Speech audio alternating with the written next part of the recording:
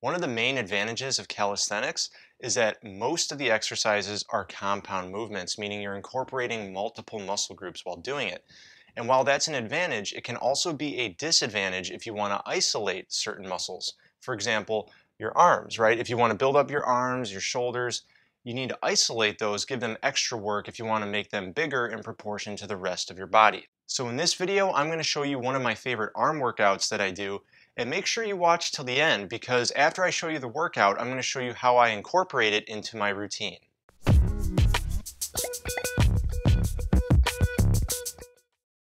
All right, really quick before we get started, I want to tell you about supersets because that's a technique we're going to be using in this arm workout to fully exhaust the targeted muscle.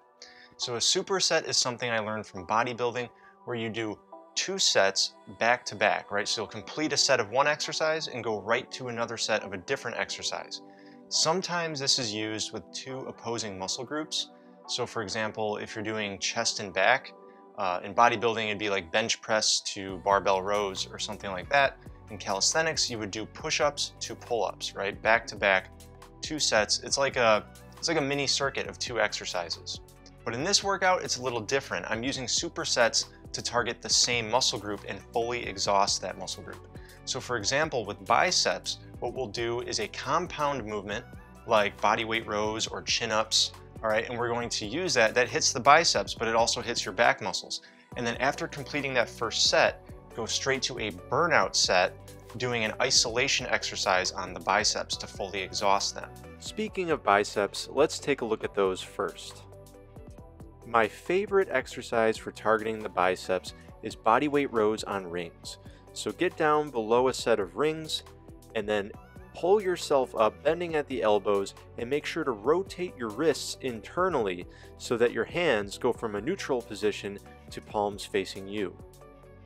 That rotation puts a little bit of extra emphasis on the biceps, so it's great for this.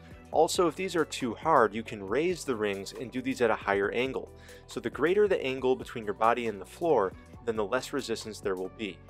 And don't forget, this is a compound exercise, meaning many muscle groups are involved. So if you're concentrating on your arms, you'll want to complete a heavy set of a compound movement and then go straight to an isolation exercise. Stand on the middle of your rubber bands, lift them up, and start curling them like you're doing biceps curls with dumbbells. Since you're going straight to this isolation movement after a compound movement, your biceps will be partially exhausted. So it's okay that these are rubber bands and kind of light in terms of resistance. Just rep it out as many times as it takes. It can be 15, 20, 30 reps until complete exhaustion. Supersets like this have the kind of volume that lead to muscle growth, all right? It's all about the pump. Now, if that's too easy, you can always spread your feet out a little bit. Widening the stance like this is going to decrease the amount of slack you have on both sides of the rubber band, making it even harder. So keep that in mind as you do these rubber band exercises and build strength and endurance. So here's what the biceps part of this workout will look like. You'll perform 4 of these supersets, and a superset is just 2 exercises done back to back. The first exercise being a compound movement like bodyweight rows on rings or chin-ups, anything that hits the biceps. Then go straight to the isolation movement of biceps curls with rubber bands. Perform 4 of these supersets with 1 to 2 minutes of rest in between, and then move on to the next muscle group. And the next muscle group is triceps. So let's take a look at how I like to train those. One of my favorite compound movements for triceps is dips. So get on a set of dip bars, lower yourself down by bending at the elbows, and then press downwards as hard as you can to raise yourself up. One key thing I want to mention here is that you want to lock out the elbows at the top of the dip. A lot of people say to not lock out your arms, but that's not true.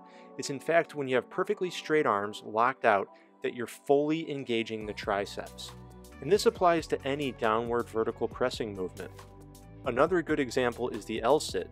If you press down with straight locked out arms and lift your butt just off the ground, this is a tucked L-sit. And when you try this, you'll see that having locked out arms in downward vertical pressing really engages the triceps, especially the long head. Now a tucked L-sit on the floor is pretty tough, so if you can't do that, just use your heels resting on the floor as assistance and still press straight down into the ground, lifting your butt off the floor like this. It also engages the triceps quite a bit and is a good alternative. Now, aside from downward vertical pressing, you also have tricep extension for a good way to work the triceps with compound movements. So here you can see I'm bending at the elbows and lowering my head down below a ledge like this, down below my hands actually, and then I press myself back up to the starting position.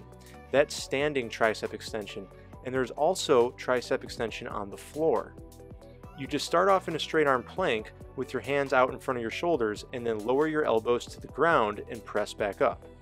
Choose any one of these triceps exercises that I've just shown you and use one of them as your heavy set. And remember, after each heavy set of the compound movement, you want to go straight to a superset with rubber bands. So what you'll want to do is stand on the center of your rubber band, watch out for cats crossing your path, and then bend forward slightly, keeping the head neutral. Then kick back by extending at the elbows. Your arms should be extending straight backwards, and most of this is going to be coming from your triceps. These tricep kickbacks are a great way to exhaust your triceps with rubber bands, so make sure you perform a set of these to complete exhaustion, or burn out your triceps after each heavy set. And if you're not comfortable doing those, you can also kneel on your rubber band, grab the handles, and then bring them up overhead.